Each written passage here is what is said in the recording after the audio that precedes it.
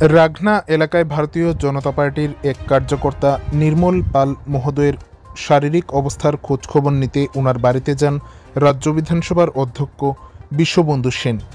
৯ April মঙ্গলবার সকাল আনুমানিক 10টা নাগাদ নির্মল পালের বাড়িতে যান ধর্মনগরের বিধায়ক তথা রাজ্য বিধানসভার অধ্যক্ষ বিশ্ববন্ধু সেন।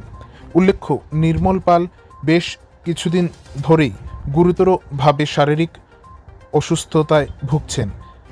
জানা যায়, প্রায় ৬-৭ মাস মুম্বাই শহরের একটি হাসপাতালে চিকিৎসাধীন অবস্থায় ছিলেন। বর্তমানে তিনি বাড়িতে চিকিৎসাধীন রয়েছেন। একে কেন্দ্র করেই আজ ওনার বাড়িতে যান ধর্মনগরের বিধায়ক তথা রাজ্য বিধানসভার অধ্যক্ষ বিশ্ববন্ধু সেন। সেখানে গিয়ে তিনি নির্মল পাল মহোদয়ের শারীরিক অবস্থার খোঁজখবর নেন।